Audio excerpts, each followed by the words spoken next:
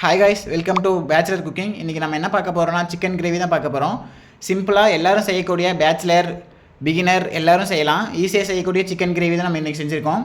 நீங்களும் மறக்காமல் ட்ரை பண்ணி பாருங்கள். நிறைய பேர் சப்ஸ்கிரைப் பண்ணவே பார்த்துட்ருக்கீங்க, நீங்களும் மறக்காமல் சப்ஸ்கிரைப் பண்ணிச்சுக்கோங்க. டெய்லி வீடியோ வந்துக்கிட்டே இருக்கும், உங்களுக்காக நான் டெய்லிக்கும் வீடியோ போட்டுகிட்டே இருப்பேன். இப்போது வீடியோக்குள்ளே போயிடலாம். நான் ஒரு ½ கேஜி சிக்கன் எடுத்து க்ளீன் பண்ணி வச்சுருக்கேன். நீங்களும் உங்களுக்கு தேவையான ½ கேஜி 1 கேஜி அந்த மாதிரி சிக்கன் எடுத்து நல்லா 2 டைம் இல்லை 3 டைம் நல்லா தண்ணியில் கழுவி வச்சுக்கோங்க. இப்போ அதுக்கான மசாலா பார்த்துடலாம்.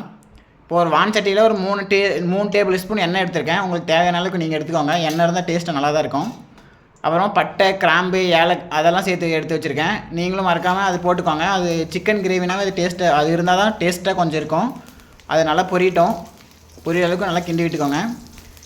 நெக்ஸ்ட்டு வெங்காயம் எடுத்து வச்சுருக்கேன். நீங்கள் உங்களுக்கு எவ்வளோ தேவையோ உங்களுக்கு தேவையான நீங்களும் வெங்காயம் எடுத்துக்கோங்க. வெங்காயம் எடுத்து நல்லா கிளறி விட்டுக்கோங்க.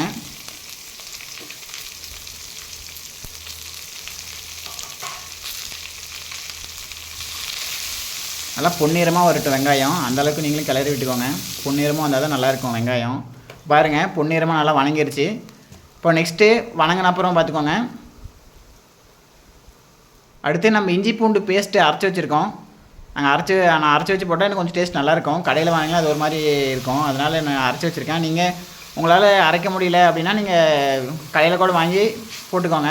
மறக்காமல் இஞ்சி பூண்டு பேஸ்ட்டு போட்டுருங்க, அப்போ தான் டேஸ்ட் நல்லாயிருக்கும். இஞ்சி பூண்டு பேஸ்ட்டு பச்சை வாசனை போகிற அளவுக்கு நல்லா வணக்கி விட்டுக்கோங்க. பச்சை வாசனை போகிற அளவுக்கு நல்லா வணக்கி விட்டுட்டேன். இஞ்சி பூண்டு பேஸ்ட்டு பச்சை வாசனை போனால் தான் நல்லாயிருக்கும். இப்போது நம்ம தண்ணியில் கழுவி வச்சுருந்தோம் அந்த சிக்கன் போட்டுக்கலாம்.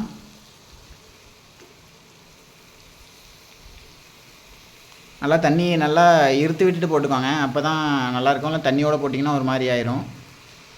சிக்கன் போட்டுக்கோங்க. நல்லா அந்த இஞ்சி பூண்டு பேஸ்ட்லேயே சிக்கன் போட்டிங்கன்னா அந்த இஞ்சி பூண்டோட சிக்கன் சேர்ந்து நல்லா டேஸ்டியாக வரும். பாருங்கள், இந்த மாதிரி நல்லா கிளறி விட்டுக்கோங்க. இஞ்சி பூண்டு பேஸ்ட்டோடய கிளறி விடும்போது இன்னும் நல்லாயிருக்கும் சிக்கன் டேஸ்ட்டு. ஈஸியாக இந்த பேச்சுலர்லாம் ஒரு சிக்கன் செய்கிறோம், ஐயோ அப்படி செய்யணுமா இப்படி செய்யணுமான்னு கஷ்டப்படுவாங்க. அப்படிலாம் கிடையாது, அவ்வளோலாம் கிடையாது. வெறும் 4 5 ரெசிபி மட்டும் பொருள் மட்டும் வச்சு சிம்பிளாக செய்யக்கூடிய சிக்கன் தான் நம்ம இன்றைக்கி பார்க்க போகிறோம். நம்ம போடுற வீடியோ எல்லாமே சிம்பிளான செய்யக்கூடிய வீடியோ தான். நீங்களும் மறக்காமல் சப்ஸ்கிரைப் பண்ணி வச்சுக்கோங்க சேனலை. டெய்லி வீடியோ வந்துக்கிட்டே இருக்கும் உங்களுக்காக. நல்லா ஒரு 5 மினிட்ஸ் நல்லா இந்த மாதிரி கலந்து விட்டுட்டேன். இப்போ மசாலா போட்டுக்கலாம். என்னென்ன மசாலா, மஞ்சத்தூள் ஒரு 1/4 டீஸ்பூன் போட்டிருக்கேன். நீங்களும் போட்டுக்கோங்க. அடுத்து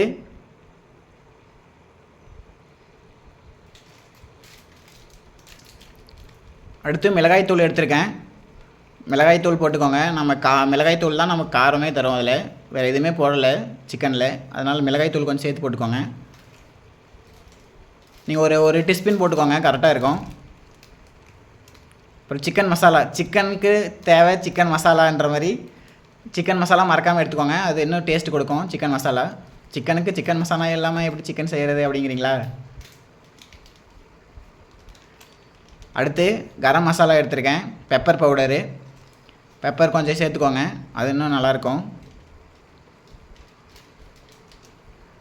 அடுத்து காஷ்மீரி சில்லி பவுடர் எடுத்திருக்கேன். காஷ்மீரி சில்லி பவுடர் எதுக்குன்னு கேட்டிங்கன்னா அது கலர் கொடுக்கும். கலர் கொடுக்காத எடுத்திருக்கேன். உங்களுக்கு தேவைன்னா எடுத்துக்கோங்க, இல்லைனா வேண்டாம்னு விட்டுருங்க.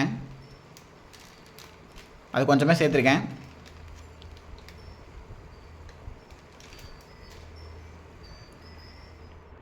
சேர்த்துட்டு நல்லா கிண்டி விட்டுக்கோங்க. நல்லா கிண்டி ஒரு மசாலா வாசனை போகிற அளவுக்கு கிண்டி விட்டுக்கோங்க. அதனால் அந்த மசாலாலாம் போய் சிக்கனில் இறங்கணும், அந்த அளவுக்கு கிண்ணா தான் நல்லாயிருக்கும். ஒரு 2 மினிட்ஸ் கிண்டிக்கோங்க. நல்லா கிளறி விடுங்க ஃபுல்லாக.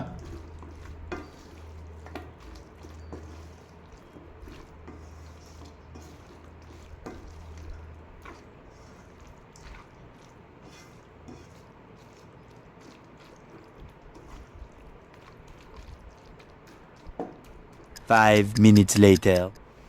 ஓகே, இப்போ மசாலாலாம் நல்லா ஒட்டிடுச்சு, சிக்கனில் ஒட்டி வந்துருச்சு. ஒட்டி வந்தப்புறம் நான் ஃபஸ்ட்டு உப்பு சேர்த்துருந்தேன். நீங்கள் உங்களுக்கு பார்த்துட்டு நீங்கள் உப்பு சேர்த்துக்கோங்க. உப்பு சேர்த்துட்டு நல்லா நான் ஒரு 1.5 டீஸ்பூன் சேர்த்துருக்கேன். நீங்களும் அந்த அளவுக்கு சேர்த்துக்கோங்க பார்த்துட்டு. சேர்த்துட்டு நல்லா கிளறி விட்டுக்கோங்க ஃபுல்லாக. சிக்கன் ஃபுல்லாக அந்த உப்பு ஃபுல்லாக சிக்கனுக்குள்ளே போட்டோம்.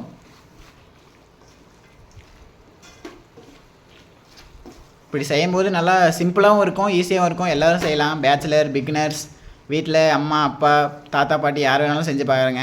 கண்டிப்பாக நல்லாயிருக்கும். உங்களுக்கு இந்த வீடியோ பிடிக்குன்னு நினைக்கிறேன்.